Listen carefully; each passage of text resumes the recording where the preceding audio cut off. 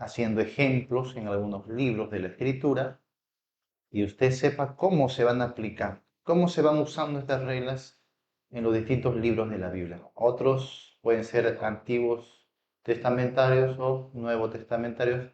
Igual, estas reglas se van a aplicar a todos los libros de la Biblia, no importa su género. Puede ser género histórico, profético, ¿no? Puede ser un género biográfico como los evangelios, epistolar, poético, cualquier género. Todas las reglas que estamos aprendiendo se aplican a todos los libros y géneros de la Biblia, ¿ya? Entonces, eso vamos a hacer ahora en el Evangelio de Mateo. Abran sus Biblias ahí, capítulo 1, los primeros versículos de Mateo, ¿ya? Y vamos a ir aprendiendo a aplicar las reglas. Eso es lo importante. No hay que cometer el error. Yo cuando estudié alguna vez estas reglas, me di cuenta de que muchos de mis compañeros las aprendieron de memoria. Es más, tú tenías que aprender de memorias todas las reglas y tenías que presentar un examen donde tú escribías de memoria las reglas. Y lo escribías al pie de la letra, con punto y coma. No podías fallar, tenías que escribirlo perfectamente, ¿no? Y solo así aprobabas el curso. Entonces todos nos aprendíamos de memoria, ¿no? Dimos el examen, perfecto, aprobado, pero me di cuenta luego que en la práctica los compañeros no sabían usar las reglas. Entonces no sirve de nada aprenderte las reglas de memoria si no las sabes aplicar. ¿Me dejo entender? O sea, tú puedes saber de memoria, sí, regla 1, regla 2, regla 3, no, este muy bien. Pero luego en tu estudio personal, oye, ¿y esto cómo se hace? ¿Cómo se usa? Entonces también es necesario aprender a aplicar las reglas de estudio, ¿ya? Ya tienen abierto Mateo, ¿no? Muy bien, vamos a quedarnos ahí en Mateo. Y vamos a recordar aquí las primeras reglitas que hemos visto, ¿no? Primera palabra, hermenéutica, ¿no? Hermenéutica. Muy bien. Segunda palabra, panorama. Muy bien, panorama. Y tercera palabrita, ah, teología. Teólogo no, teología. Muy bien. Bueno, en cuanto a la hermenéutica, simplemente tengo que aprender a sostenerme en este caso, para este curso, las reglas, ¿no? La importancia de las reglas. En cuanto al panorama, aprender a visualizar la Biblia todo, como un todo, toda la Biblia como una sola unidad y sus periodos históricos, ¿no? Cómo se fue desarrollando la Biblia en un todo. Eso me lleva a la tercera regla, que tiene más que nada el asunto en la enseñanza, el mensaje. Entonces, ahí vemos la unidad. O sea, aprendemos a ver la Biblia como un todo y en ese todo vemos ahí periodos, historias, personajes, cuadros, ¿no? Libros, enseñanzas. Pero con esta regla unificamos todo eso para trazar un solo mensaje. En toda la Biblia hay un solo mensaje. Entonces, recuerda que hay dos testamentos mayores, Antiguo Testamento, Nuevo Testamento. Antiguo Testamento, Nuevo Testamento. ¿Por qué es tan importante el Evangelio de Mateo? Porque Mateo va a representar, amados hermanos, un puente entre el Antiguo y el Nuevo Testamento. ¿Ya? Mateo va a ser ese puente entre el Antiguo y el Nuevo Testamento. Pero un puente no solamente en el sentido canónico. ¿Recuerdas que te dije que hay testamento en su forma canónica, pero también en su forma teológica? ¿Dónde inicia el Nuevo Testamento canónicamente hablando? ¿Dónde? En Mateo. Mateo 1:1. Ahí inicia el Nuevo Testamento canónicamente hablando. Pero ¿dónde iniciaría teológicamente hablando? Con la muerte de Cristo. Con la muerte de Jesús comienza un periodo de transición. Entonces, lo que estamos viendo aquí con Mateo no lo queremos ver en su sentido canónico, sino en el sentido teológico. ¿ya? Teológico. En su sentido teológico, Mateo va a ser el puente entre el Antiguo y Nuevo Testamento. Nos va a contar esa transición, cómo se pasa de la ley a la gracia, cómo se pasa de Israel a la iglesia. Entonces, es un puente muy importante para comprender la teología general de la Biblia, ¿ya? Muy bien. Ahora, abran sus Biblias en Mateo. Y es interesante la forma en que Mateo va a comenzar. Es una manera muy peculiar de comenzar. Verso 1 dice, libro de la genealogía de Jesucristo, hijo de David, hijo de Abraham. Cuando tú lees aquí, libro de la genealogía de Jesucristo, ¿a qué te recuerda eso? ¿A qué te recuerda? Al libro de Génesis. Génesis es conocido como el libro de las genealogías. ¿Cuántas genealogías tiene Génesis? Anota, 10. Génesis tiene 10 libros de genealogías. ¿Ah? Escríbelo ahí porque te voy a tomar en el examen, por si acaso, ¿ya? Y bueno, no solamente Génesis. Si tú has sido cuidadoso en este punto, en el panorama de la Biblia, ya ves por qué es importante, y tú leíste desde Génesis a Malaquías, después leíste quizás de Mateo a Apocalipsis, te vas a dar cuenta de que los libros del Antiguo Testamento siempre repiten las genealogías.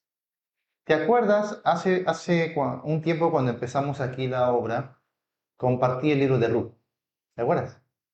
Al final del libro de Ruth, en el capítulo 4, ¿qué vimos? Una genealogía. Ese pedacito de genealogía lo vamos a ver aquí en Mateo capítulo 1. Mira cómo la Biblia se está uniendo, ¿no? Unidad. Progreso y unidad. No es un partido político, por si acaso. ¿Ya? Progreso y unidad nos habla de la teología de la Biblia. La teología progresa y la teología se unifica a lo largo de toda la Biblia. Entonces, cuando tú leíste esa genealogía en el libro de Ruth, de Booz saltó hasta David, ¿sí o no? De Booz hasta David. Mira, mira, Mateo capítulo 1, justamente eso es lo que vamos a ver acá. Mateo capítulo 1, mira, mira, mira, a partir del versículo, ya, muy bien. A partir del versículo, sí, a ver, 5. 5, dice, Salmón no es un pescado, por si acaso. Tampoco es Salomón, es un hombre, ¿ya? Así se llama su nombre. Salmón engendró de Raá a... Oye, ya sabemos quién era el esposo de Raá, o Rahab sería en el hebreo. ¿Quién fue Rahab? Ya, muy bien. Y ella fue salva por la fe en el libro de Josué.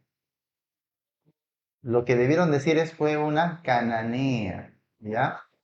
Una cananea. ¿De qué ciudad? De Jericó. De Jericó. O sea, no era judía. Date cuenta de ese detalle, ¿ah? Date cuenta de ese detalle porque en esta genealogía se van a incluir cosas bastante peculiares, bastante particulares. Así que sé bastante observador. Rahab se casó con Salmón y engendró ¿a quién? Bueno, Salmón engendró de Rahab a Booz. Booz engendró de Ruth. Ahí está Ruth. El libro de Ruth que te dije que en el Antiguo Testamento era un puente también, ¿sí o no? Así como Mateo, aquí va a ser este puente. Ruth fue el puente entre la monarquía, perdón, entre la teocracia y la monarquía, ¿recuerdas? Los jueces y los reyes.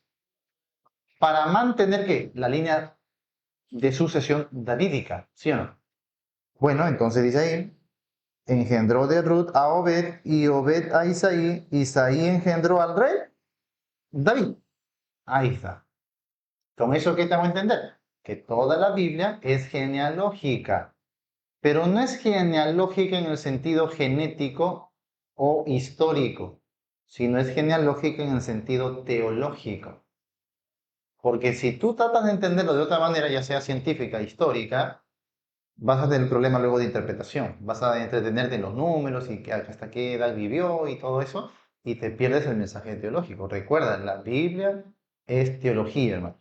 Es un libro teológico, no histórico no científico, no meramente un libro, un manual de autorrealización y nada de eso. Es simplemente un libro teológico. Así que todo tienes que verlo desde el punto de vista teológico, ¿ya? Bueno, entonces vamos a retroceder al versículo 1. Vamos a retroceder al versículo 1. Libro de la genealogía de Jesucristo, hijo de David, hijo de Abraham. No solamente dice libro de la genealogía, sino que dice hijo de David y luego dice hijo de Abraham. Esto va a ser bastante interesante. Vamos a verlo aquí. Porque te va a dar proceso histórico y te va a dar también unidad teológica. Lo que hemos ido analizando en las reglitas. Acuérdate siempre de esto de acá. ¿Ya? Eso tengo anotado y siempre chécalo para que no te vayas a olvidar de esos principios a la hora de aplicar a tu estudio de cualquier libro, cualquier pasaje de la Biblia. Dicho sea de paso, hermanos, ya con los hermanos de internet, los hermanos de virtual, línea virtual, hemos quedado en hacer un estudio al Evangelio de Mateo completo. Eso lo voy a hacer virtualmente, ¿ya? Ya les pasaré las noticias, los enlaces, todo eso para que usted ingrese al estudio de Mateo. Eh, ya, mira, libro de la genealogía de Jesucristo por un lado y luego dice hijo de David, hijo de Abraham. Acá hay conexiones no solo históricas, sino hay conexiones teológicas. Vamos a comenzar con Adán. ¿Por qué? Abre tu Biblia en el Evangelio de Lucas capítulo 3. Lucas capítulo 3.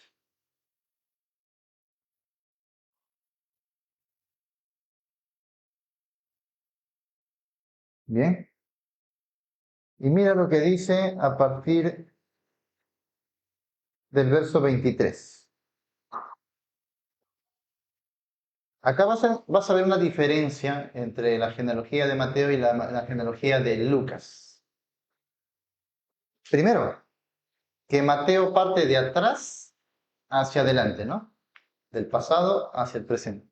En cambio, Lucas parte del presente hacia atrás. Va retrocediendo. Mira el verso 23. Jesús mismo al comenzar su ministerio era como de 30 años, hijo, mira, hijo de José, dice. Dice hijo de José. No, hijo según se creía de José. Ahí nomás ya derribas a los unitarios con un solo versículo. Porque el unitario piensa que Jesús es hijo de José y María, de la procreación de ambos. Por eso niega la divinidad de Jesús. Pero acá en la genealogía de Jesús no dice que Jesús es hijo de José, sino hijo según se creía. ¿Por qué? Porque José lo había adoptado. José lo había adoptado. De José, hijo de Eli, hijo de, mira cómo cambia, hijo de Matat, hijo de Leví, los demás sí son hijos de. De Jesús es el único que se dice que es hijo según se creía de José, porque no era hijo biológico de José, pero era hijo adoptivo. ¿Ya? Y así parte de Jesús y va retrocediendo en el tiempo y hasta dónde llega. Mira el verso 38. Hijo de Nos, hijo de Set, hijo de Adán, hijo de Dios. Oye, se fue hasta Adán, ¿sí o no? ¿Qué pasó, pastor? ¿Qué pasó, hombre? ¿Por qué Lucas se fue hasta Adán? ¿Sabes por qué? Porque hay una diferencia en los propósitos de los evangelistas. Mateo quiere presentar a Jesús como el rey prometido a los judíos. Por eso él apela y parte de Abraham y David. Abraham por la descendencia legítima, ¿no?, de los judíos y David por el derecho al trono, el pacto davídico. O sea, son dos pactos ahí, el pacto abrámico y el pacto davídico. Entonces Jesucristo viene a cumplir estos dos pactos, ¿no? De la línea de Abraham y la casa de David. Ese es su propósito, presentar a Jesús como el rey a los judíos. Pero Lucas no quiere presentar a Jesús como el rey de los judíos. Lucas quiere presentar a Cristo como el redentor para la humanidad. Por eso va a poner atención en su humanidad y por eso él retrocede hasta Adán, para reconocer que Jesús viene de una línea humana. ¿Recuerdas que vimos anteriormente que en Génesis 3:15 se hizo el protoevangelio donde hay una promesa de un redentor? Ese redentor tenía que ser de simiente de la mujer. Simiente de la mujer, ¿qué quiere decir? Que sea de raza humana, un ser humano. Justamente eso es lo que quiere hacer Lucas. Lucas quiere decir, Jesús viene desde Adán, es simiente de la mujer, ¿ya? Es un ser humano, por lo tanto es un redentor a la humanidad, porque con Adán habían pueblos, habían naciones, habían etnias, judíos, gentiles, simplemente era el hombre. Adán significa hombre. Entonces, cuando se le prometió a Adán el redentor, era un redentor a la humanidad, al hombre. Eso es lo que quiere resaltar Lucas. Entonces, los propósitos de los evangelistas son diferentes. No vayas a pensar, ya leí la genealogía de Mateo, ya no leo la de Lucas. Te vas a perder una riqueza teológica. Tú tienes que estudiar todo lo que hay en la Biblia. Son dos genealogías diferentes. Y además que la genealogía de Mateo viene por José y la genealogía de Lucas viene por María. Son dos líneas diferentes. Sí, María también era de Judá. Así que no son las mismas genealogías. Entonces, ¿qué me quiere decir eso? Que si bien José no era el papá biológico, de todas maneras por María, Jesús viene biológicamente de la tribu de Judá. Y por adopción, por medio de José, también. O sea, como para reforzar, Jesús es doblemente, digámoslo así, él tiene el derecho, ¿no?, al trono de Israel. O sea, no hay un lado donde tú le puedes ir por aquí, no, por aquí, no. No. Porque en esos tiempos la adopción era legítima. Si tú adoptabas un hijo, el hijo era como tu hijo biológico. Tenía todos los derechos. ¿Ya? Muy bien, entonces ahí está. Vamos a ir a Adán. Adán. Y de Adán vamos a ver estas cositas de acá. Se salta aquí Caín, Abel. La línea de Caín luego por acá. Y la línea de Abel parece que se interrumpe, ¿no? ¿Por qué? Porque muere. Ojo, todas estas historias tienes que verlos de manera teológica. No trates de verlo de forma histórica, porque no vas a entender. Todo esto es teología, ¿ya? No vais a pensar, pero si por aquí, por allá, bueno, solamente piensa en razón teológica. Entonces, hablando de la línea mesiánica, como que con Abel parece que se hubiese interrumpido y Satanás hubiera ganado. Ahora, date cuenta que la vez pasada dijimos que toda la teología de la Biblia es como la narración de una guerra entre dos simientes, ¿no? La simiente de la mujer y la simiente de Satanás, la serpiente. Entonces, cada narrativa de la vida te va a decir cómo Satanás busca destruir esta simiente y cómo Cristo o Dios siempre tiene victoria. Satanás siempre buscando destruir la simiente y Dios siempre la victoria. Eso lo vas a ver en toda la Biblia, de Génesis a Apocalipsis, ¿ya? Después voy a hacer un recuento de eso para que te des cuenta. Bueno, entonces acá aparentemente con la muerte de Abel parece que Satanás hubiese triunfado. No va a haber una línea descendencia. Entonces, ¿qué pasa? Dios les da de reemplazo a Seth. Muy bien. Entonces, Seth reemplaza a Abel. ¿Y qué vemos ahí? Vemos soberanía y vemos también gracia. Gracia. Porque la promesa de Dios es incondicional. Por lo tanto, se ha de cumplir sin importar lo que haga el hombre. Esto es lo que no entiende Satanás. Muy bien. Dios restaura la línea por medio de Seth y aquí comienza la adoración de los hombres por medio de grupos, ¿no? Adoran, invocan el nombre de Jehová. Muy bien. Después, ¿qué va a pasar? De aquí el Génesis va a dar un salto de Seth, va a dar un salto a Noé. ¿Ya? Ahí se preserva la línea, ¿no? La línea mesiánica. Muy bien, no hay problema. Porque acá hubo genealogías, pero desembocamos en Noé. Muy bien. Ahora, tú sabes que Noé, después del diluvio, el juicio universal, ¿cuántos hijos tuvo? 3 hijos. ¿Cómo se llamaban? Sem, Cam y Jafet. Muy bien. Ahí están los 3 hijos de Sie, no digo Noé. Muy bien. Ahí está. Sem, Cam y Jafet. Ahora, ¿por qué a veces aparecen estas líneas como alternas, no? Porque Dios en toda la teología de la Biblia va a señalar que siempre Él tiene victoria sobre la simiente de la serpiente. Lo vas a ver siempre. Saúl, Jacob, por ejemplo, ¿no? Siempre vas a ver esas líneas alternas. Ismael, siempre vas a ver eso, pero siempre se preserva una sola línea mesiánica, ¿no? Que en este caso ya no vendría por Can, ya no vendría por Jafet, sino vendría por Sem. De ahí viene nuestra palabra semita, la línea semita. Ah, muy bien. Ahora entiendo por qué con Noé, cuando Cam ve a Noé desnudo, ¿qué hace Noé? ¿Lo maldice a él o a quién maldice? Maldice a Canaán. Interesante, ¿no? Y tú dices, pero si fue el papá que cometió la falta, ¿por qué lo maldijo al hijo? O sea, Noé maldijo a su nieto. Nuevamente, para tu coche siempre. Ese es nuestro problema, que siempre analizamos históricamente, cuando esto no es historia, es teología. ¿Entiendes eso? No tengas problema. Pero ¿por qué? Si fue su hijo, ¿por qué maldijo al nieto? Noé fue injusto. Ah, ya sé ya, la maldición generacional. No, estos cachetones, Dios mío. No, no, no. Recuerda que esta es una teología que se va a ir por toda la Biblia. Y recuerda que de aquí, de la línea semítica, va a venir el pueblo hebreo y de la línea de Can va a venir justamente los cananeos. Y años más tarde, más de 430 años después, vas a ver que esta línea semítica tendría que entrar al territorio justamente de los cananeos y destruirlos. Así que cuando Noé está maldiciendo a Canaán, no es al nieto, teológicamente es a los pueblos cananeos.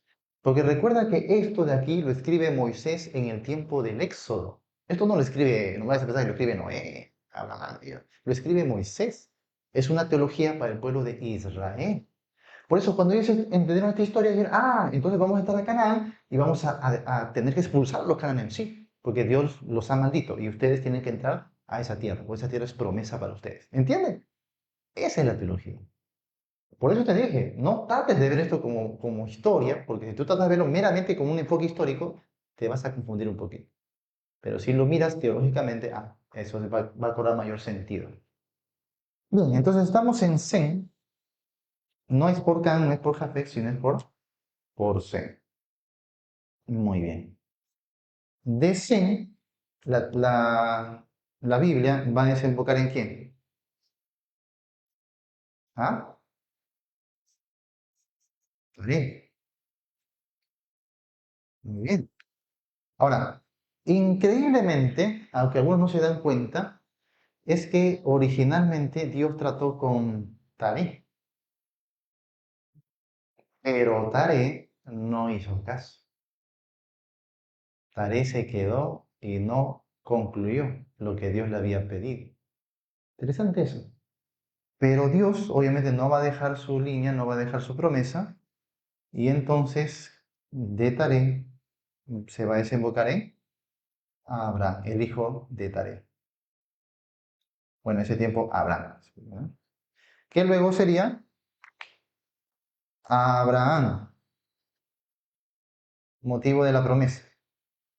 ¿Qué diferencia? Padre enaltecido, padre de multitudes o padre de muchedumbre. Y aquí está. Aquí es donde Dios ya confirma su pacto. ¿Qué pacto? Le conocemos como el pacto abrámico. Teológicamente es el pacto de la promesa. Lo dice Pablo en Gálatas capítulo 3. El pacto de la promesa. Por eso es que aquí en la regla de la unidad teológica yo te voy a enseñar 4 etapas teológicas en toda la Biblia. Solo 4. 4 economías. A mí me gusta más decirle economías porque nos ayuda a entender. Ya te explicaré eso después. Pero aquí justamente cuando hablamos del pacto de las promesas, ahí entendemos esa idea de las economías en toda la Biblia. Para que puedas entender bien cada pasaje de la Biblia, ¿no? Muy bien, entonces date cuenta que desde Adán, tal y como Lucas lo había formulado, hasta Abraham hay una línea ininterrumpida. Así que la genealogía de Lucas no contradice la genealogía de Mateo. Porque Mateo va a partir de aquí, aunque Lucas parte de acá. Pero es la misma línea de Adán hasta Abraham. ¿Sí me van a entender? O sea, no se contradicen, más bien se complementan. Ahora, ¿pero por qué Mateo está partiendo desde acá? Por su propósito, ¿no? Nuevamente. Mateo quería presentar a Jesús como el rey de los judíos y pues aquí justamente Abraham va a ser el padre de los judíos. Bueno, va a ser el patriarca, el primer patriarca del pueblo de los judíos. En ese tiempo, en el Antiguo Testamento era hebreo, pueblo de los hebreos. Ya para el Nuevo Testamento se conoce como judíos. Eh, y por la fe es padre a los gentiles o a toda la humanidad por un asunto de la fe. Un asunto, ¿por qué? Porque esta promesa del pacto abrámico también se enlaza a la promesa a Adán, el pacto universal del Redentor, el protoevangelio. Por eso Abraham fue el padre de la fe, pero hablando de una manera física, fue el padre de los judíos. Y bueno, por medio de Abraham, tú sabes que ¿quiénes vienen? Ya, muy bien. Isaac, Jacob. ¿Y de Jacob quién viene? Los 12, ¿ya? 12 patriarcas, las 12 tribus. Y hay una tribu, justamente Jacob, terminando Génesis, en Génesis 49, bendice a la tribu de Judá como la tribu al trono. Por eso ahí la genealogía de Mateo se va a complementar con Lucas. Porque aquí Mateo está diciendo, ¿no? Viene por la línea sucesiva de Abraham, pero especialmente de la tribu de Judá. Porque de Judá, ¿quién viene? De esta línea, David. Ahí. La casa de David. Bueno, así eran las cosas antiguamente, ¿no? Patriarcas, tribus, dentro de las tribus, casas. Pues había jefes de casas dentro de una tribu. ¿Sí? Entonces, en Judá habían varias casas. Pero luego en el pacto davídico se dice que será de la casa de David o Isaí, el papá de David. Muy bien, entonces ahí tenemos un repasito, por ejemplo, de Génesis, ¿no? Génesis se puede estudiar a través de genealogías, si se dan cuenta, ¿no? Tú estudias las 10 genealogías y entiendes perfectamente toda la narrativa y teología del libro de Génesis. Muy bien. Volviendo a Mateo entonces, vamos a Mateo capítulo 1.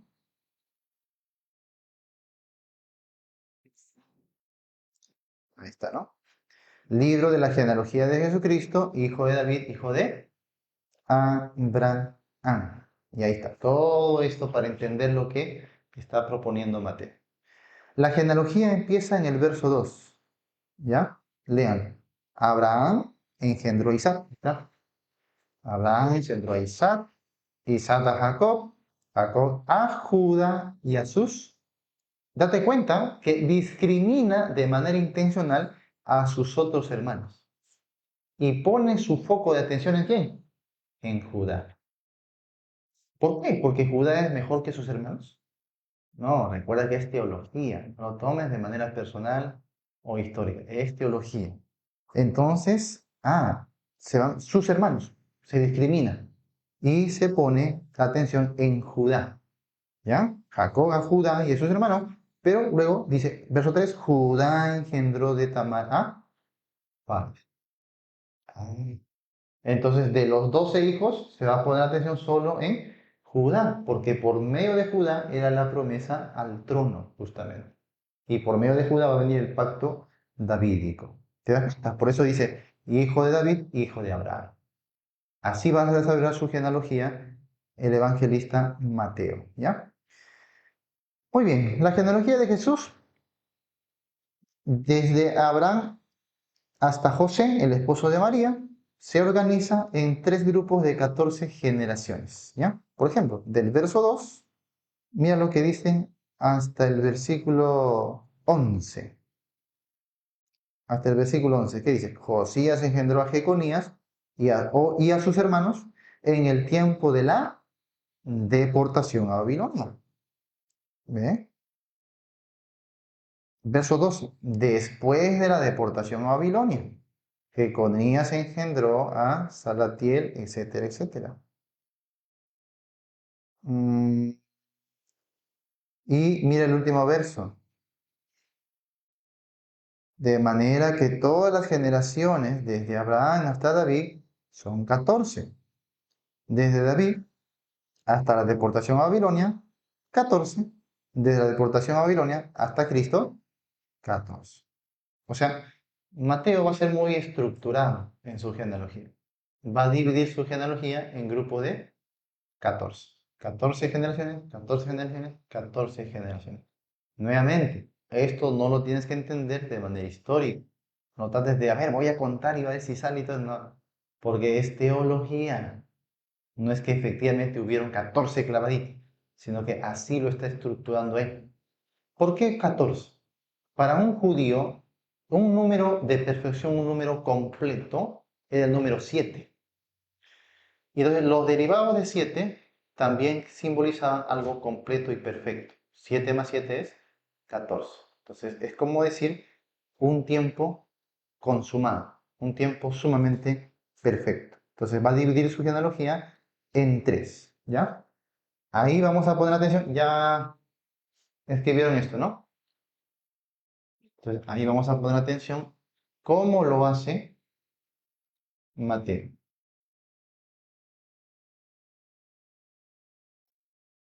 Dice, verso 17, ¿ya? Todas las generaciones desde Abraham hasta David. Entonces vamos a ponerlo así, ¿no? Desde Abraham a David, ¿cuántas son? 14. 14 generaciones. Después, desde David hasta la deportación. Mira esto, ¿ah? ¿Te acuerdas que estudiamos los 7 periodos del Antiguo Testamento? Sí. De David hasta la deportación, ¿cuántas generaciones? 14. Muy bien. Otras palabritas para deportación, ¿cómo lo aprendieron ustedes? Exilio o cautiverio, ¿no? Cautiverio, exilio o deportación, te dije que eran lo mismo. Bien, y de la deportación hasta Cristo, mira, hasta Cristo, así te lo está marcando. ¿Cuántas? 14. Oye, 14, 14, 14. ¿Por qué? ¿Qué está queriendo enseñarnos Mateo? ¿Ah? De Abraham a David, 14. De David a la deportación, 14. Y luego de la deportación a Cristo, 14. Y los dos más grandes personajes que se mencionan son Abraham y David. Luego, hijo de David va a ser un título mesiánico. Y una persona significativa va a ser Cristo. Enfócate. Cuando uno estudia Biblia tiene que ser bastante detallado en estudiar. ¿Ya? Bastante, tiene que observar cada detalle, cada cosita. ¿Por qué 14, 14, 14? El evento histórico significativo es la deportación. Tú sabes que en el Antiguo Testamento había 7 periodos. Periodo de la formación, salida, conquista, jueces, reyes, exilio, ahí está, deportación. Todos los periodos sucedieron desde Adán hasta aquí, deportación. Y deportación, luego vino el periodo de retorno. Ay, ay, ay, ay. ¿Sabes qué estamos entendiendo de la teología de Mateo? Abraham hasta David, 14 generaciones. ¿Sabes lo que pasó aquí con David?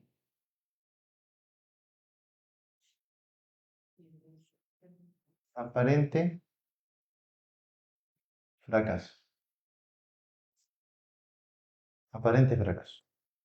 David falla, David peca contra Dios y Dios dice, ¿sabes qué? Por amor a David mi siervo, no te voy a quitar el reino ahorita, sino con tu hijo. Muy bien, entonces con Salomón, el reino se degrada. No solamente sube a su propio, sino que se degrada. Y luego, por amor a David, Dios no le quita a Salomón mientras él vive. Muere Salomón, sube Roboam, y con Roboam el reino se divide. Fracaso, ¿sí o no? Aparente fracaso. Y parece que todo quedó ahí. Muy bien. Entonces, de Abraham a David, la historia parece terminar en fracaso. Ahora, de David hasta la deportación, uy, mucho más fracaso. Porque se formaron dos reinos, ¿recuerdan? Aquí el reino se divide, pero aquí los dos reinos sucumben. El reino de Israel cae ante Asiria, el reino de Judá cae ante Babilonia, ¿no? Entonces ahí vemos más fracaso. ¿No es así? Uy, y acá pareciera de que ya todo se destruyó. Es como que hemos ido degradando, ¿no? Del gran Abraham hemos ido degradándonos hasta el punto de que ya no hay reino, ya no hay reino. Pero Dios, que hace las cosas por etapas, en la primera etapa de 14 generaciones, el hombre fracasó, pero Dios lo preservó, aún en su exilio, aún en su cautiverio, aún en su rebeldía. Y pasaron 14 generaciones donde aparentemente ya ellos se degradaron por completo. Ya no hay reino, no hay nada, no hay tierra, no hay nada. Y a partir de ahí es como si Jesús repitiera las palabras, ¿no? Apocalipsis, he aquí yo hago nueva todas las cosas. Y va a dar otras 14 generaciones para que esa degradación termine con Cristo Jesús. Entonces, lo que vemos aquí, en lo que fracasó David, en lo que fracasaron los reinos, los reyes, todo lo demás, Cristo no fracasó. Más bien, con Cristo que tenemos victoria. Ujú. Teología. Entonces, ¿qué es lo que me está diciendo la Biblia? Ojo que se mencionan los personajes más renombrados para los judíos, Abraham, David. Me está diciendo de que no es en el hombre. No es con forma humana, no es con forma física, material, sino es en Cristo, el Hijo de Dios. Ojo que estas generaciones que representan los periodos para establecer el reino. Porque el reino a Israel, mira, desde Abraham, con Abraham se constituyen como pueblo, luego son nación, luego son libertados, llegan hasta David y parece que ya el reino se establece, pero todo termina en fracaso. ¿Sí o no? Luego de David, la cosa con Salomón parece restaurarse otra vez, luego se degradan peor hasta llegar a la deportación. Parece un fracaso total. Pero Dios abre un nuevo tiempo, otra etapa en la que ahora ya no va a haber fracaso, sino victoria. Por eso a David, ¿qué se le dijo? De tu descendencia estableceré a uno en tu trono para siempre. O sea, este hijo de David prometido no iba a fracasar. Este hijo prometido sí iba a tomar el reino de Dios y lo iba a tomar eternamente. Y ahí donde falló David, incluso Abraham, donde todos fallaron, Cristo no falló. Ahora entiendes por qué es importante que después de la genealogía y antes del ministerio de Jesús, la tentación. ¿Por qué la tentación? ¿Te has preguntado alguna vez? ¿Por qué la tentación? ¿Por qué tiene que ir al desierto a ser tentado por el diablo? ¿Por qué él tiene que 3 veces ser tentado? ¿Y por qué la última tentación tiene que ver con la toma de los reinos del mundo? ¿Te has preguntado eso? Porque eso es teología, amados hermanos. Entonces, en Cristo Jesús, lo que la Biblia nos está diciendo es que el ser humano, que hasta ahora, desde Adán hasta José, habían fracasado, en Cristo Jesús el ser humano vence porque el Hijo de Dios, hecho carne, nunca peca. No pecó, no fracasó, no se contaminó con el pecado. Entonces, Él es el Rey legítimo. no solo por ascendencia física, no solo porque era de la tribu de Judá, no solo porque venía del linaje de María, sino porque es el Hijo de Dios, perfecto, inmaculado, que nunca se contaminó. Este es el trono prometido para Israel y para todo el mundo para siempre. Teología de la Biblia. ¿Lo ven? O sea, genealogía no está por gusto, mis hermanos. Algunos, ay, qué aburrido, aquí los nombres, los hijos. Me salto esta partecita. Mejor me voy al nacimiento, qué bonito Los Ángeles, ¿no? Y qué bonito ahí. Oye, la matanza de los niños. Ya te vas rápido a la película y te aburre de la genealogía. Cuando en la genealogía está contenida toda la teología de la Biblia, mis hermanos. Es increíble esto. Tendrías que estudiarlo más a fondo. Nosotros estamos solamente haciendo una escarbadita, nada más, ¿sí? Superficial. Esto es para estudiar muy, muy a fondo. Dios quiera que pronto pueda terminar mi libro. Estoy sacando un libro, el primer comentario que estoy haciendo, extenso y crítico, y lo estoy haciendo en el Evangelio de Mateo, justamente, ¿no? Y espero que pronto pueda salir porque este libro tiene muchísimo, tiene bastante. Y bueno, entonces la genealogía de Jesús constituye una apertura significativa y deliberada para el Evangelio, estableciendo desde el inicio la identidad mesiánica y el legado salvífico de Jesús dentro del marco de la historia y las promesas de Israel. ¿Ves? Aquí prácticamente hemos puesto las primeras reglas que hemos estudiado, las hemos puesto en práctica, ¿no? La regla del panorama, la regla de la unidad teológica, todo eso. Ahora, vamos a ver un poquito la estructura y el significado de la genealogía de Mateo, ¿ya? Primero, hay una organización tripartita, como hemos visto, de Abraham a David. Esto señala las raíces judías de Jesús, ¿ya? Su conexión con las figuras fundamentales de la fe judía, ¿no? Como David y Abraham. Entonces, ese es su legado, digámoslo así, o sus raíces judías. Después de David al exilio en Babilonia, se enfatiza la real descendencia davídica de Jesús, crucial para la expectativa judía del Mesías, como un rey que restauraría el reino. Claro, porque de David vemos la promesa de un rey para siempre, pero la deportación nos dice que el reino fue quitado de Israel, fracasó. Ahora, curiosamente, en el Evangelio de Mateo, justamente más adelante, Jesús va a decir, de aquí en adelante el reino le será quitado a vosotros. ¿Qué? ¿Qué pasó ahí? Si Jesús no fracasó, ¿por qué no se establece el reino? Bueno, Jesús no fracasó, pero el pueblo sí fracasó. Y entonces lo que va a hacer Jesús en Mateo es postergar el establecimiento de su reino para un futuro. Un futuro que no sabemos cuándo es, pero sabemos que va a suceder, de todas maneras, ¿no? Y luego del exilio a Cristo. La culminación de la genealogía de Jesús vincula su venida con el fin de un largo periodo de expectación y preparación, al menos para las personas de ese tiempo. Recuerda que Mateo no está en nuestra época, Mateo está aquí en su propio tiempo. Para Mateo ya que el Evangelio involucraría el reino ya establecido en la primera venida de Cristo. Es más, todos los profetas del Antiguo Testamento avisaban solo una venida. Ya les dije eso. Nunca ellos avisaron dos venidas, siempre avisaron solo una venida. ¿Por qué? Porque eso era algo oculto, ellos no lo veían. Las dos venidas recién se revelan en el Nuevo Testamento. Así que las personas en los tiempos de Mateo esperaban solo una venida y que ahí nomás se establezca el reino. Por eso esta teología, ¿no? 14, 14, 14 señala perfección, tiempo cumplido. Ha llegado el reino. Justamente, por eso Jesús comenzó predicando en Mateo, arrepentidos porque el reino de los cielos se ha acercado. ¿Eh? Bien, luego, función teológica y propósito, ¿ya? La genealogía sirve a varios propósitos. Primero, anota, legitimidad mesiánica. Legitimidad mesiánica. Establece a Jesús dentro de la línea davídica, cumpliendo las profecías mesiánicas veterotestamentarias, o sea, del Antiguo Testamento.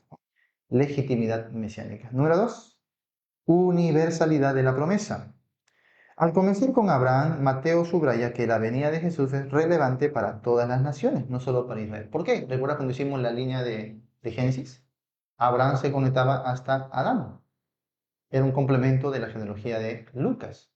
Pero no solamente eso, en el pacto abrámico se le dijo a Abraham, en ti serán benditas y en tu simiente serán benditas todas las familias de la tierra. Entonces, la promesa no solamente era exclusiva para Israel, la promesa era para todos, pero a través de Israel. O sea, Israel era como el administrador. No vaya usted a pensar, por eso que en la teología de la Biblia nunca entendemos que en el Antiguo Testamento la salvación era solo para Israel y en el Nuevo Testamento recién es para todos. Mentira. Algunos entienden así. Eso es mentira. La salvación siempre ha sido para todos. En el Antiguo Testamento lo que diferenciaba es que Israel administraba las cosas espirituales, pero la salvación era para todos. ¿Ya? Entonces, hay una universalidad de la promesa. Tres, preparación y cumplimiento. ¿Ya? La estructura tripartita refleja una visión de la historia de la salvación como un proceso de preparación que culmina en Jesús, el Mesías prometido, ¿no? Sabemos.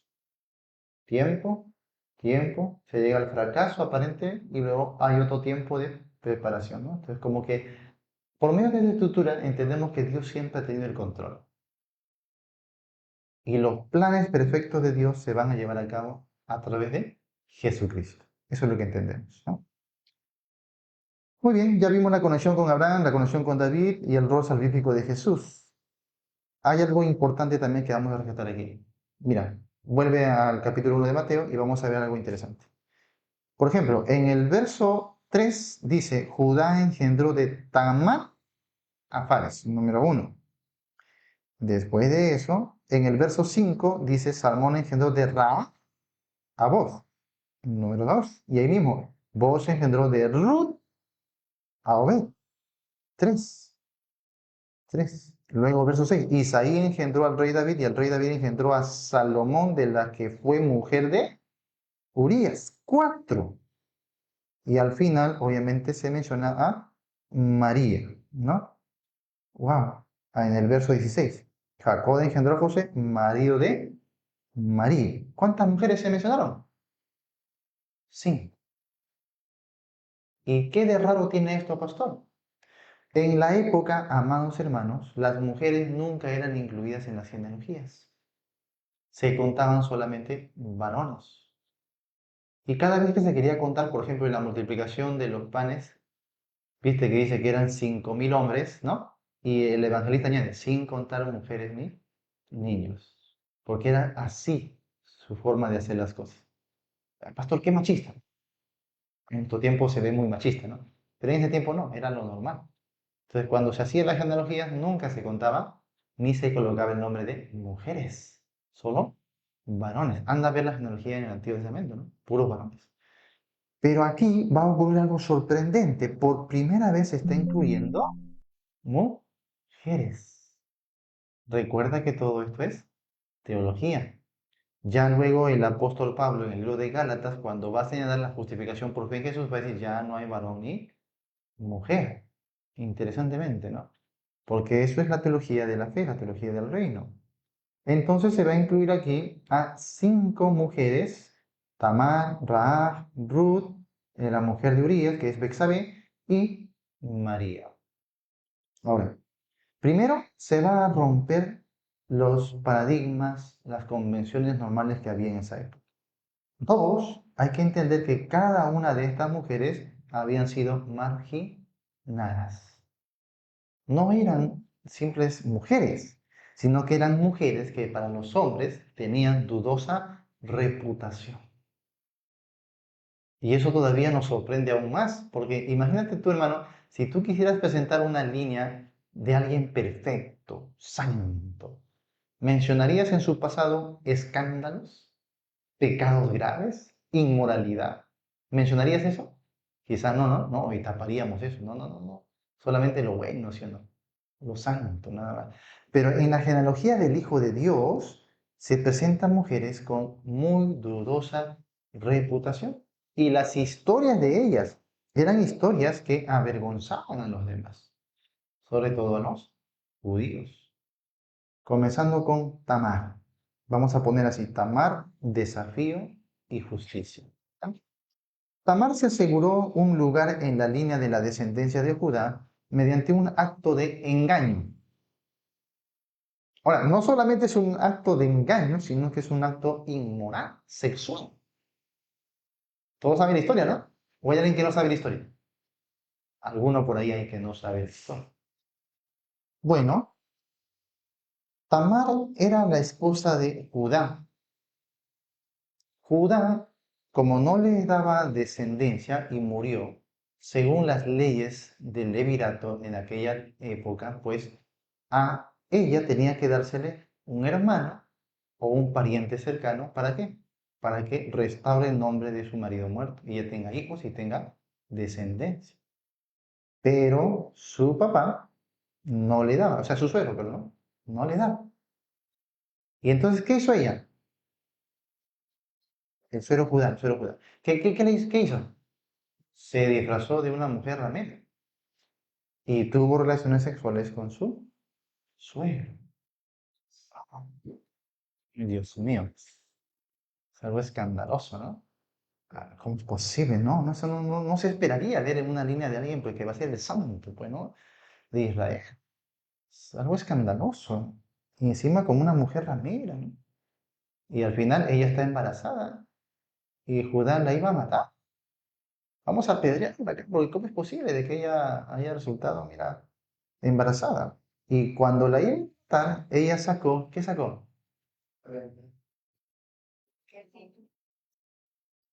Su cinto y su bordón. Ahora, ¿por qué esto es tan importante? No solo en la cultura, sino en la teología. Porque cuando ella saca ese bastoncito de él, ese cinto de él, eso se llamaba arras. Arras. ¿Qué es ver arras? Prenda de garantía. En aquellos tiempos, cuando se hacía una transacción, un contrato, y mira que había sido con una mujer ramera, y hizo como firmar un contrato. Toma mi cinto, ¿no? O sea, te estoy dando arras. Yo te voy a pagar. Qué interesante porque en Efesios capítulo 1 verso 14 dice que el Espíritu Santo es las arras de nuestra herencia. Cuando a ti se te daba un arras, esa era la garantía de que se te iba a dar lo prometido. Se te iba a cumplir el contrato. Entonces, qué interesante porque cuando a ella le vieron que estaba embarazada, todo el mundo la odiaba, pero cuando sacó el arras, oye, más justa eres tú que nosotros. Qué bien. Interesante. Solamente como mostrar una prenda de garantía, todo cambió. Y esta mujer fue alabada. Eso no concuerda en nuestra mente de hoy, ¿no? En nuestra forma de pensar las cosas, en nuestra moralidad. ¿Cómo es posible, no? La hubieran apedreado, pastor, ¿no? Eso es lo que pensamos nosotros. ¿Qué simboliza entonces eso? Simboliza la gracia de Dios y la seguridad eterna por la provisión que hay en Cristo Jesús. Cuando uno por la fe se adhiere a la promesa en Cristo, obtiene ¿qué? Las arras del Espíritu. Eso nos garantiza nuestra seguridad, a pesar de nuestra propia condición. Eso es gracia. O sea, ahí el Evangelio de Mateo no solo te quiere llevar a pensar en un reino físico, sino en un reino espiritual, donde los que son súbditos de ese reino son gente pecadora, pero redimida por la gracia de Dios. ¿Estás entendiendo o no? Pastor, estoy mareado, entonces, ¿ah? Dios mío, es que así se ve la teología de la Biblia. Tamar. Luego pasamos a Rahab. Uy, todavía más, va a ser un poquito más escandaloso todavía. Todos saben que Rahab fue una mujer ramera. No se disfrazó de ramera, ahora sí era una ramera verdadera. Interesante. Ella se encontró con los dos espías, ¿recuerdas Josué y Caleb, cuando fueron justamente a Jericó a espiar la tierra? Y sabemos que ella los escondió. ¿Por qué los escondió? Es interesante esa historia, ¿no? No solo porque quería salvar su vida. Cuando ella conversa con ellos, dice, mira, toda nuestra gente sabe lo que Jehová, tu Dios, ha hecho a los pueblos, a los egipcios y todo. Sabemos muy bien. Muy bien, entonces ella reconoció a Jehová como el Dios verdadero. Ella puso su fe en Jehová y reconoció que Jehová iba a vencer. Entonces ahí actuó la fe. La fe. Entonces ella recibió una promesa, ¿no? Que no iba a perecer ni ella. Interesantemente, mira cómo Cristo está en todo. Porque no solamente ella, sino todos los que estuvieran en su casa. Va a pasar lo mismo que pasó con el arca de Noé. O lo mismo que pasó en el Pesaj con el Cordero de la Pascua en la 10ª plaga. Todos los que estén dentro no van a perecer. Increíble. Ven luego una casa que los cuidará. Ahora, en ese tiempo, esto es más sorprendente todavía. Esto es tremendo, hermano. Porque, ¿cómo te imaginas que es la casa de Rahab? ¿Cómo te imaginas que es la casa de Rahab? Pues una casita, pastor, ¿no? Como cualquiera, con sus dos pisitos ahí, ¿no? No, sabes que la ciudad de Jericó es una ciudad que tenía muros, muros. Ahora, estos muros eran enormes, no solo por su altitud, sino por su anchura. Eran muy anchos. Tan anchos que dentro de estos muros había casas. ¿Sí me van a entender? Entonces, los mismos muros que eran inmensos eran también casas. ¿Y por qué esto es sorprendente, pastor? ¿Qué le dijo Josué a Rahab para que no destruyeran a los que estaban en su casa? Vas a poner un bordón rojo, casualmente rojo. No creo que sea casualidad, ¿no? En la teología de la Biblia nada es casualidad. Recuerda que todo eso es teología. ¿Qué está ocurriendo aquí? El bordón rojo va a representar propiciación. Esto representaría la sangre de Cristo. Igual que en el Pesaj, cuando la sangre está untada a los... Claro, lo que pasa es que la teología progresa en el tiempo. Acá un bordón rojo, pero más adelante, oye, va a ser sangre de cordero. Pero aquí el bordón rojo representaría nada más, tipológicamente, la sangre de Cristo. Lo interesante es que cuando llegó el juicio, porque la toma de Jericó es la retención del juicio de Dios, para todos por igual. Pero se caen todos los muros, pero no se cae la casa. ¿Cómo es posible? Si la casa era parte de los muros. Obviamente, ¿qué entendemos ahí? Otra vez, el control de Dios, la gracia de Dios en medio de su juicio. Justamente el pueblo de Dios va a ser restaurado en medio del juicio y la ira de Dios. Eso va a pasar en la segunda venida de Cristo.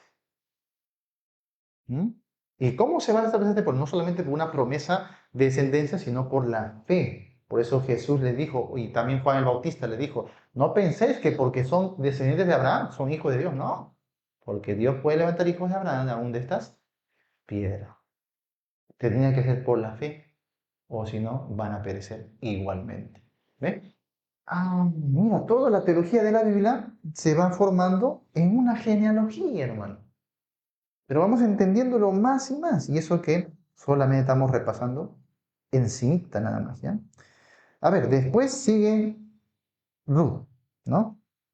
Salmón engendró de Raj a Boaz, Boaz engendró de Ruth a Obed. Bueno, la historia de Ruth ya la hemos estudiado, la hemos conocido un poquito más, pero hay una característica entre Rahab y Ruth que son muy similares, que no eran mujeres hebreas, ¿no? Rahab era cananea, Ruth era moabita, ¿no? Rahab era de Jericó, Ruth era de Moab. O sea, son mujeres gentiles. Eso es una teología. Porque en el plan salvífico de Dios, recuerda, en toda la Biblia, Dios con quién está tratando, con qué pueblo está tratando en toda la Biblia, con Israel. Y a través de Israel va a edificar su rey. Pero en medio de eso, Dios va a hacer una pausa y va a decir, ¿sabes qué? Voy a tener una mujer extranjera, una gentil, y la voy a redimir por mi gracia, la iglesia.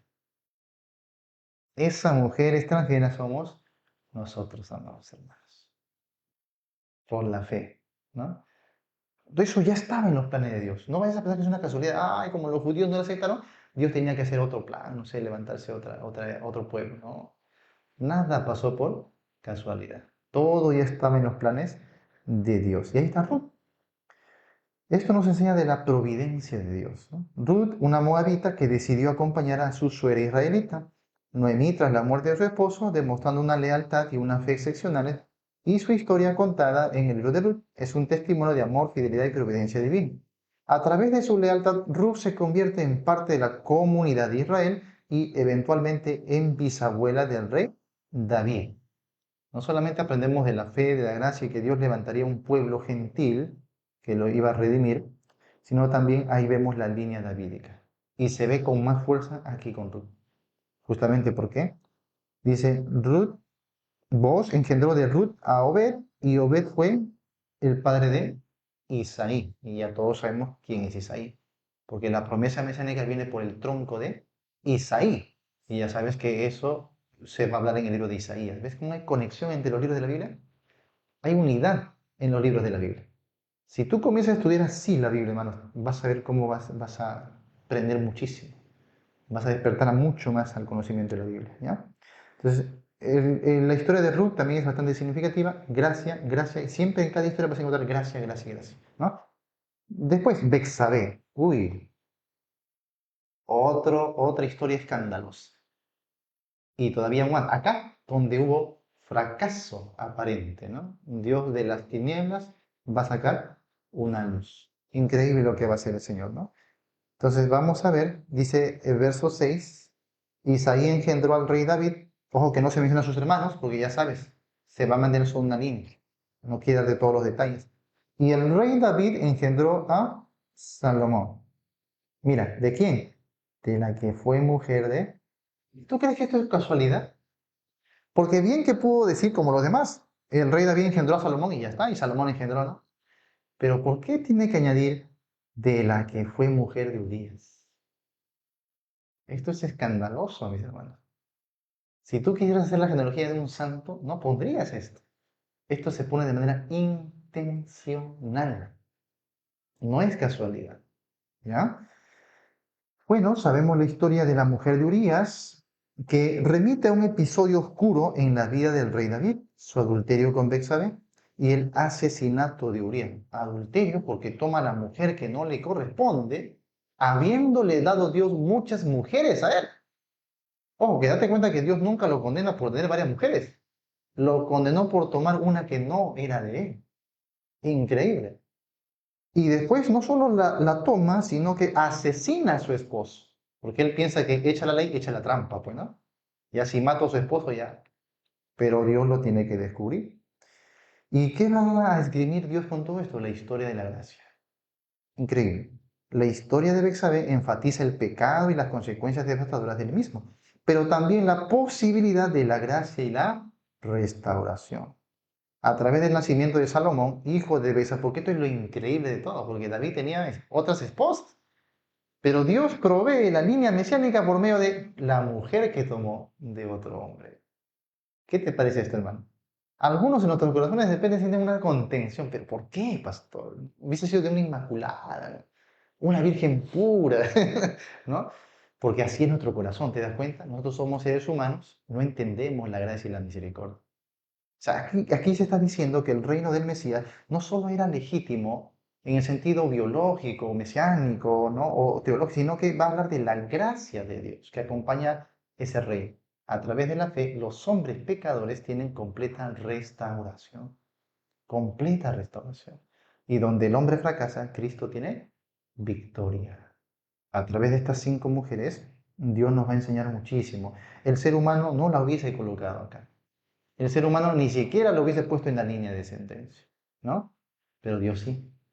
Aunque algunos tienen contención, pero Dios no. ¿Por qué? Porque es el Dios de la gracia. Esa es su misericordia.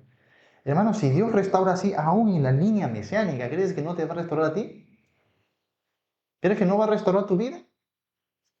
Dios es el Dios de restauración, hermano. Toda la Biblia trata de restauración. Todo esto me habla de fracaso, fracaso, fracaso. Cada vez Dios obró en restauración, aunque el hombre siempre fue fracasando hasta que Cristo toma el control y nunca más va a fracasar. Nunca más.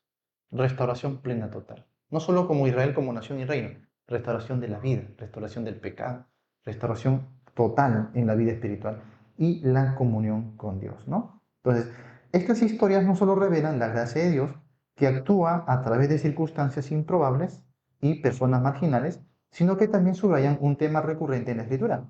Dios frecuentemente elige lo inesperado y lo marginal para llevar a cabo su propósito salvífico. Y eso me sorprende de toda la teología de la Biblia. Dios siempre está eligiendo a los menos pensados, a los que tú y yo no elegiríamos. Increíblemente. Y bueno, ya saben el último caso de María. De repente dices, pero María fue virgen, pastor, sí. Pero igual su caso era un caso de mala reputación, no por ella, no porque había pecado, sino por el escándalo que los demás habían propiciado, ya que se halló embarazada antes de su boda, ¿no? Entonces era como un pecado. Además pensaban que no estaba embarazada de su esposo, sino de otro hombre. Por eso, en alguna oportunidad, los fariseos le dijeron a Jesús, nosotros no somos hijos nacidos de fornicación.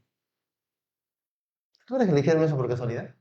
No, porque había una mala reputación ahí, que venía de años. Pensaban que María había tenido un hijo con otro hombre, que luego José lo había asumido como de él. Ahora, es cierto que no era hijo de José, pero tampoco era hijo de otro hombre. Era hijo de Dios, ¿no? Teología bíblica, teología bíblica, ¿no?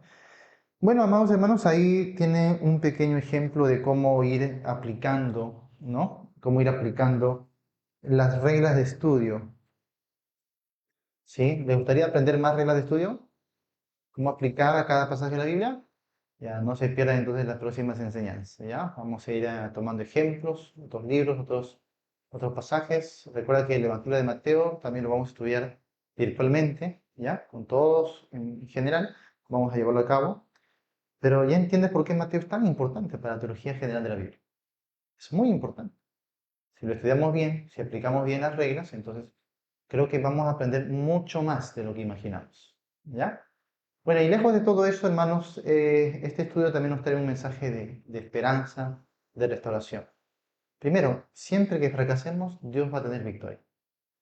Siempre. También, mientras el pecado abunde, la gracia sobreabunda.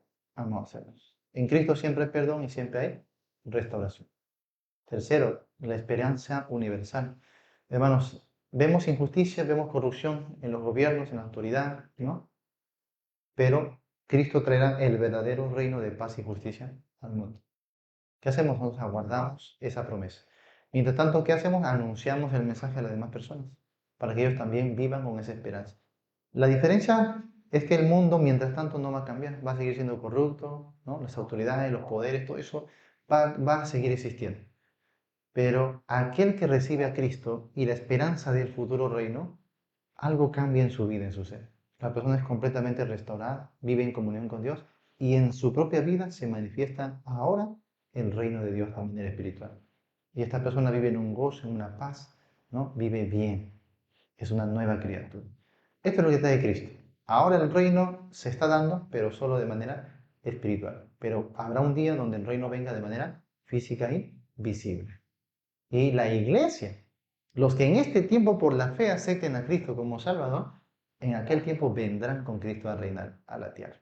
Esa es la promesa, ¿no? Entonces, esto ya, Mateo poquito a poquito nos da esa entrada, esa teología. Ya los otros libros del Nuevo Testamento lo van a complementar. ¿Ya? Bueno, amados hermanos, pónganse de pie.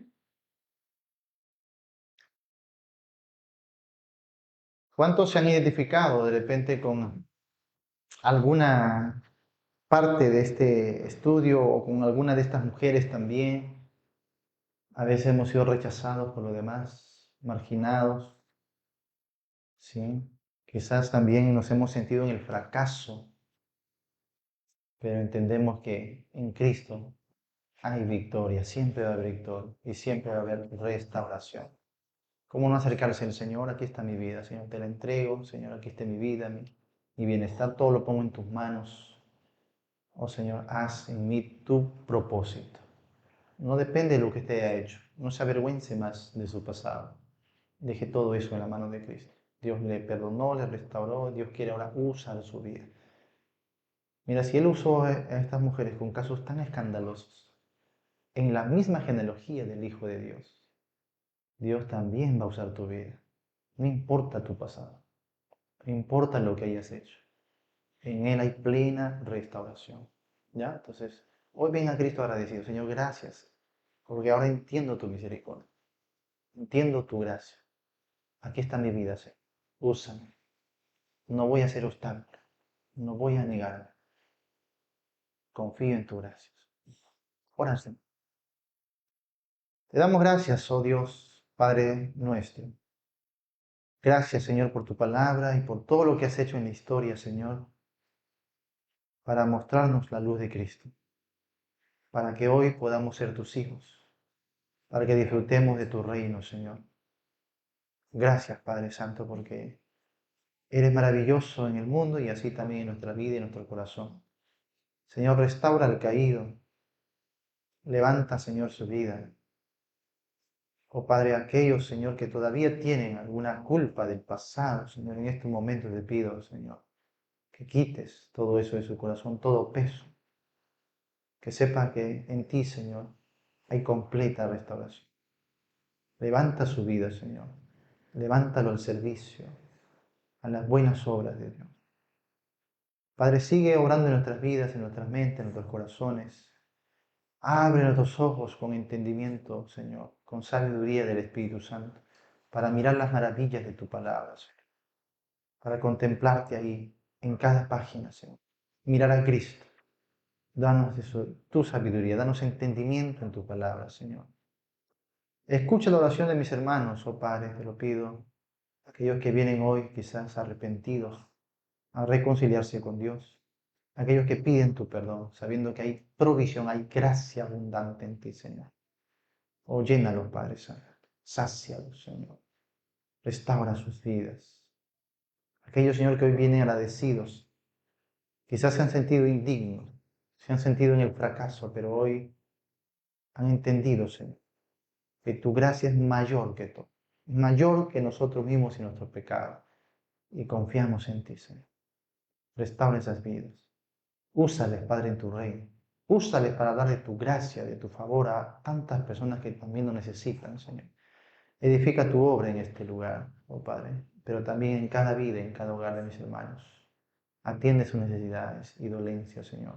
Manifiesta tu reino en sus vidas, en sus caracteres, en sus relaciones, oh Padre, porque tú eres el Dios bueno, el Dios de amor, el Dios de la gracia y el Dios de restauración. A ti sea toda la gloria y la alabanza, oh Señor. Gracias por este estudio y te pido que puedas seguir cimentando estos principios en nuestra vida a fin de entender cada vez más tu palabra y así enseñarla también con prudencia, con excelencia a los demás. Te damos las gracias, oh Señor, en el nombre glorioso de Cristo Jesús. Amén y amén. Muy bien, mis hermanos, Dios me los bendiga. Salga de su asiento, por favor.